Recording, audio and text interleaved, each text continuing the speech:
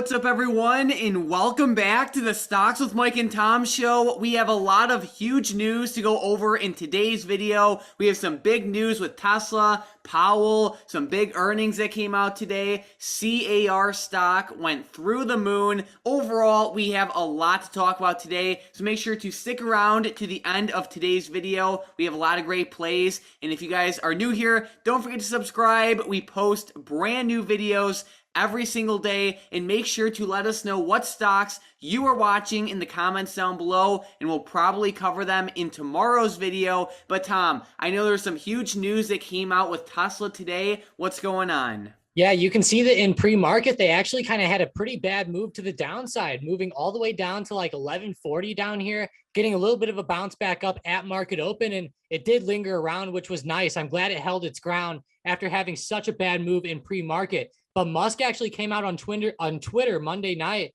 and said that he wanted to emphasize that no contract has been signed yet between Tesla and Hertz. But then Hertz actually came out a little bit later and said Tesla's actually already started delivering cars, even though Elon Musk said that there's no signed deal yet. So it seems like, I don't know why Elon Musk said this, but either way, it made his stock go down quite a lot here in pre-market. And it seemed like that was definitely the big headline early on in the morning. But like we can see, like I said, they actually did come back up at market open, and Hertz said that they actually already started delivering cars, even though they didn't sign a deal. So in the end, it doesn't seem like too big of a deal as of now. Yeah, it was a very interesting catalyst. Just to remind everyone, Hertz and Tesla had like a $100,000 Tesla, 100,000 vehicle Tesla order together. And, the deal is still valid. Like Tom said, Hertz came out and said that Tesla started delivering the vehicles already. It's just Elon just wanted to emphasize that no contract has been signed. So all in all, it was kind of a weird news catalyst, but Tesla stock is down a little bit on the day, but overall they've been uptrending in an amazing way, which is great to see. And then Tom, like speaking of these like car rental companies, I saw that CAR is literally exploding. What's going on with this one? Yeah, they actually had a really huge earnings beat, Mike. They actually came in with a 10.74 EPS versus a 6.898 estimate yesterday in after hours. Then today at market open, they just exploded. They ended up closing up over 100% at the high of day today. I think I saw it at like almost 150% or something, Mike, something pretty close. But it's almost running up like we saw DWAC do the other day. And it's just having a really good move on those awesome earnings reports. And that's always a good thing to see. And there's also been talks that a lot of shorts were getting squeezed out of this one, which is what really caused the major run up here.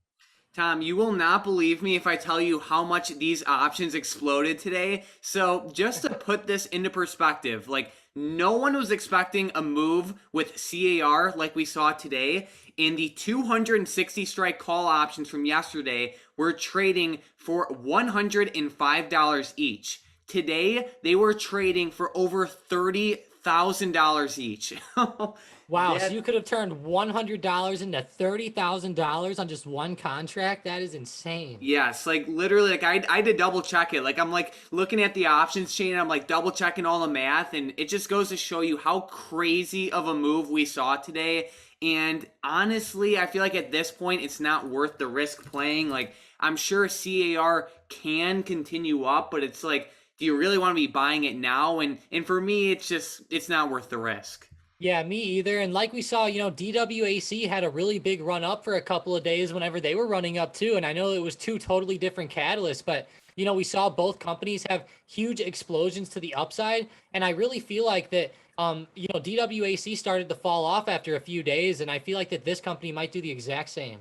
No doubt. And then speaking of volatility, we have to check out Chgg. This stock is getting destroyed today. It's down nearly 50%. They had some pretty bad earnings, and basically the education industry is experiencing a slowdown right now. And the leaders of Chgg is basically blaming kind of like the job market, because I know there's like it's pretty tough for a lot of these companies to hire people right now, and they're offering a lot of pretty good bonuses for working for them. So the leaders of Chgg are saying that is definitely hurting their business, and that sucks to see. But all in all, this stock is getting demolished. I've really been eyeing this one for some short put options, but I just wanted to showcase it because you don't see like a big company like Chgg down 50% every day. Yeah, that's really strange. And even though the earnings were bad and they have a bad outlook, generally it wouldn't be down this much. Like I would have expected maybe a 10% drop, maybe a 15%, but 50%. I mean, man, that's just a really crazy move. I know that they're getting down towards a pretty big support down around $30 a share. So maybe we'll see a bounce over the next couple days, but man, they've just been really dying off. Yeah, I mean they're a multi-billion-dollar company, and it's like you said, Tom. Like a lot of times you'll see them fall maybe 10% or 15% or something like that, but 50 is quite a bit. And on top of like the bad earnings, they also had some bad analyst coverage, so like their price targets got lowered, and it's kind of just a disaster right now. So definitely keep it on your radar. But tomorrow we actually have a pretty big day. I know we have big earnings, but we even have Powell talking, Tom.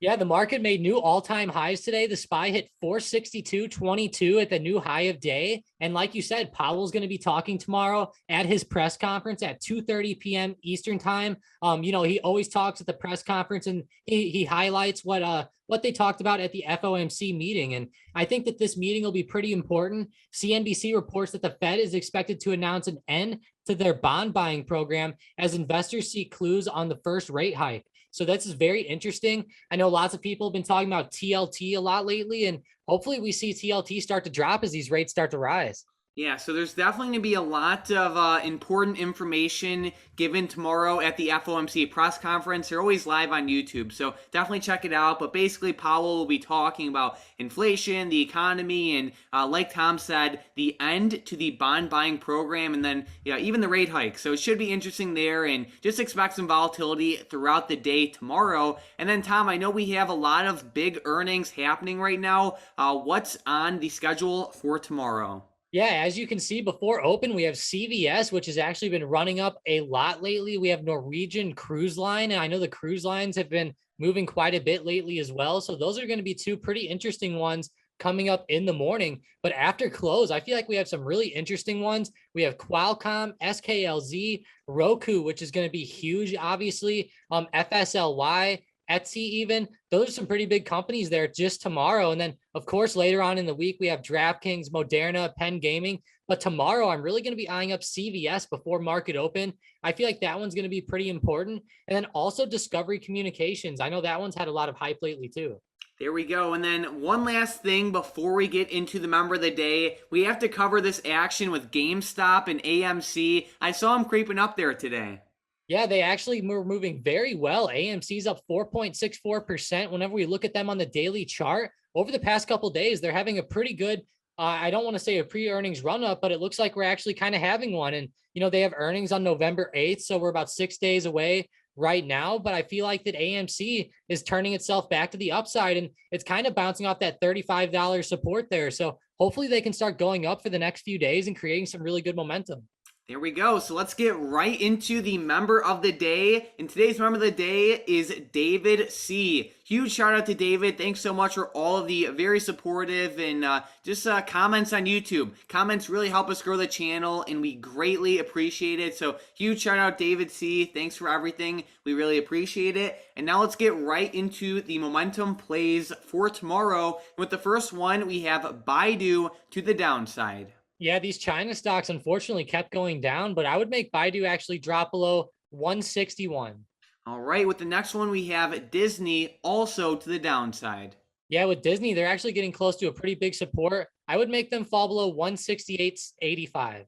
All right, and then with the last one, we have C also to the downside. Yeah, everything's to the downside today, but the market was actually making new highs, which is kind of weird. But go ahead and make C fall below 68.50. You know it. So we are watching these three plays for potential day trades to the downside only if they break below the levels Tom listed. And C was actually the hybrid bot play today. We can see the bot called out C 70 strike puts at $136 each, and they ran all the way up to $170 each. So it was a pretty pretty solid alert there. If you want to trade with the bot, Tom and myself, every single day, definitely check out that first link in the description and the comments down below. Now's the time to try it out.